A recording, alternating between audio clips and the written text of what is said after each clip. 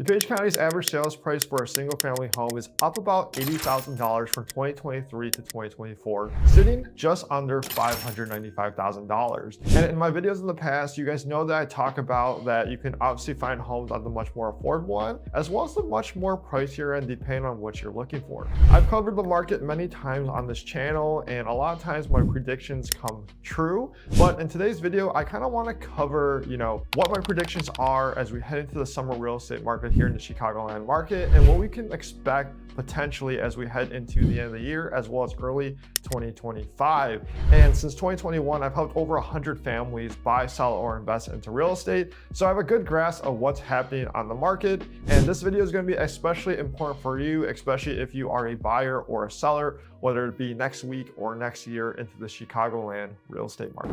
What's going on, you guys? My name is Blankenship, a Chicagoland realtor helping people just like you relocate to, in, and around the Chicagoland area. And I want to be your real estate agent when the time comes. So reach out. All my information is down below in the description. I'm shooting this video right now at about the end of May, and we just got past Memorial Day weekend. And typically with seasonality, we typically find the market a little slower here. A lot of kids and with families are graduating from school, whether it's college or high school. And you kind of just get Memorial Day weekend right there. But honestly, what I've felt here in the western suburbs, DuPage County area, is that the market's felt a little slower the past 3 weeks to a month. And it's starting to pick up now, but it's pretty interesting to say the least. But honestly, during that time period, a lot of people will start listing their homes as we get into June, as well as the summer. So that past 3 weeks to a month, there's been a lot of house prepping going on, and interest rates just have been going crazy the past month and a half. Hopefully it gets better sooner rather than later. And let's preface this video, and when I talk about the Chicago suburbs, I'm looking at the western suburbs here. So anywhere like Naperville, Glen Ellen, Elmhurst, Hinsdale, Wheaton, kind of along those towns in the area, is that when you look at that western suburbs real estate market, one thing to note compared to other states and maybe other areas in the Chicago suburbs is that truly there's nowhere to put, let's say, 800 new single family homes or townhomes, or not anytime soon, to bring in more of that inventory into this market. So pretty much what I'm saying is that we're pretty much landlocked here in the Chicago suburbs. With that being said, just a quick prediction, and you can come to this video 10 years from now, but kind of like a 10-year prediction is that, when we look at just the real estate market on a landscape in, the US, I feel like the Chicagoland, especially Chicago suburbs market, is going to thrive because slower appreciation compared to, the past 3 years with the pandemic and,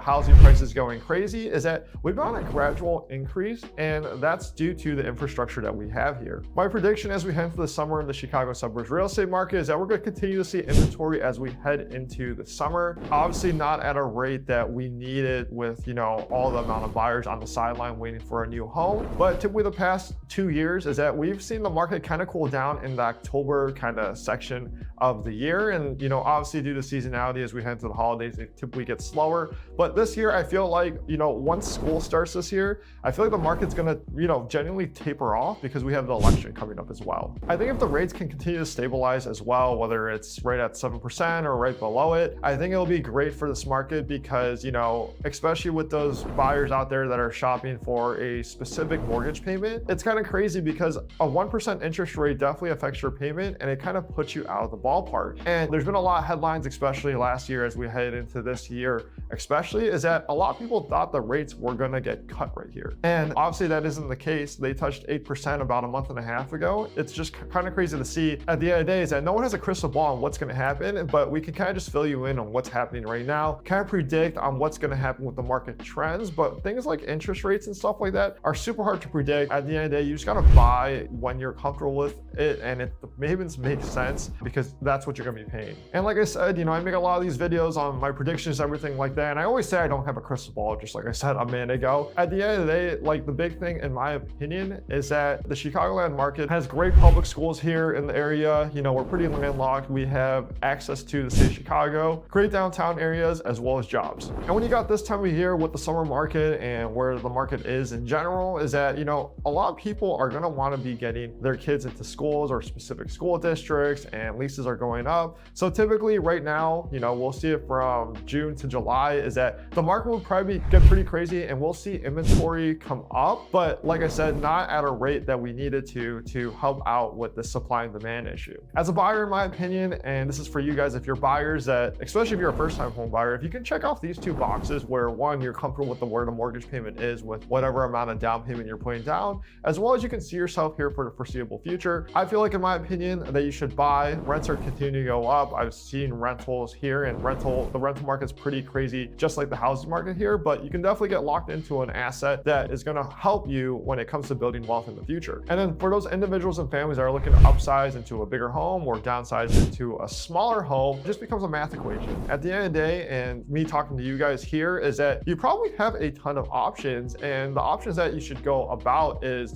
figure out where your home value is, figure out what the house that you're looking for next is priced at and what that mortgage payment looks like. And then now we just figure options from a cash flow perspective. Is that, do we have to pay off certain debt? Do we have to put down a certain amount of down payment? Like, what makes sense in your scenario? Or can you hold that first home or second home or whatever home that you're on right there and keep it as a rental property? Not everyone wants to be a landlord, but those are some good questions to start the conversation with, asking yourself, and if this is the best thing for you and your loved ones going forward. And look, if you're a buyer in the western suburbs and let's say you purchase at a 7% interest rate, and let's say next year if the rates drop to, let's say, 6% or high 5%, you're going to have an opportunity to refi. And every single time a percentage drops on interest rate, a handful of buyers, like doves of buyers, come into the market. Let's say the latter of, if interest rates go up 1% to 8% and they stabilize there next year, and you're going to be happy that your rate's at 7%, and truly the market's going to continue to appreciate because we have no inventory here in the western Chicago suburbs. So it's kind of a win-win situation. That's kind of what I did with my residence and everything like that. So that's just something to keep in mind, is that, we really don't have inventory here. If you want to have a conversation on kind of like market trends of what's happened here in the past 2 years and my thoughts on a deeper level in the specific areas you're looking for, we can totally sit down, Zoom call, FaceTime, phone call, whatever the case may be, and even in person, and we can go down and get really specific and niche to the specific area you're looking for as a buyer to figure out if it's a good investment for you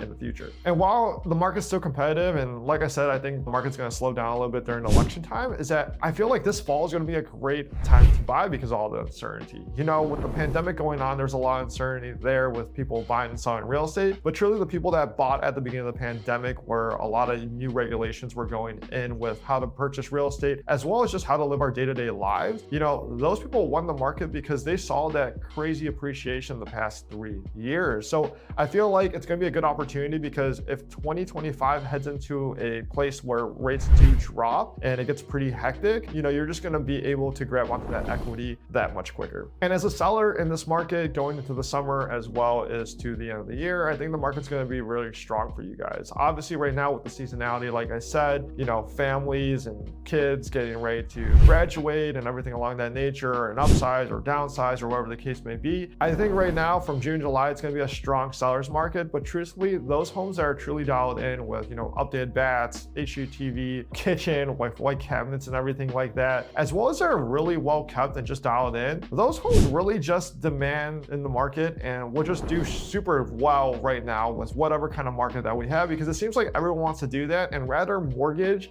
all those updates rather than buying something less and doing the work themselves and putting more money into it. These homes are truly crushing in this market, and whenever I walk into a seller's home and give their opinions on pricing as well as some improvements that they can do to capitalize on that ROI, I feel like it's in your best interest, if you want to capitalize and your motivation is to get top dollar, is to do just little improvements, because it'll go a long way, especially helping the next potential buyer look into a fresh lens of all these updates and for them to envision themselves living there. Markets here too in the Chicagoland area and the Chicago suburbs typically follow those seasonality trends. Like I said, when we head into the fall during the election time, I feel like the market's going to taper off a little bit. So if you're a seller and you need to sell, what we can do is I can really let you know what the market trends are doing. And, you know, at the end of the day, from town to town, the market's going to be different. And from pocket to pocket in a specific town, it's going to be different. So depending on the demand in the area where your house is, and, you know, if you get into the fall and you need to sell, we could totally walk through that process, and I can give you, you know, some good information on whether the time is right or you should maybe hold off. But at the end of the day, no one has, you know, a crystal ball where the market's heading.